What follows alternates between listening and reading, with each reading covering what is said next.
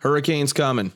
You've got a boat, Matt. I know you've got a lot of family members that have boats. You have your own boats. Mm-hmm. What do you do to prep a boat for a hurricane? You know, I think we got to break it down from side. You got some boats that are in the water, some boats that are on land. So give us your thoughts on both. I'll tell you about my boat, right? I mean, I'm lucky enough I can keep my boat in the garage, but let's talk about one of the other family boats. You know, what we're doing, we actually have a concrete slab on the side of the house. We've, put anchor points into the ground, like into the concrete. And so we'll strap the boat and the trailer to the ground there, and we'll take the cover off, pull the windshields out, the windows out, and put them in the garage. And now the only things that we really have that are potentially damageable, but from wind. I mean, we're not talking about an impact here. Right? Sure.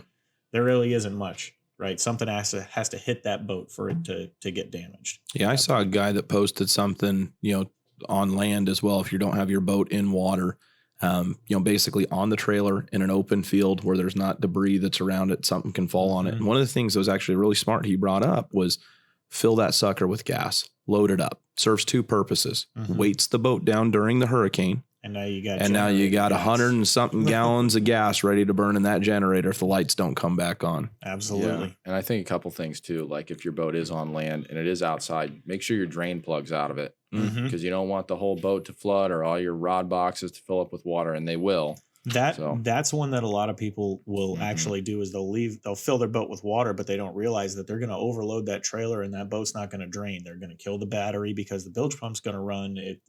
That can be a problem.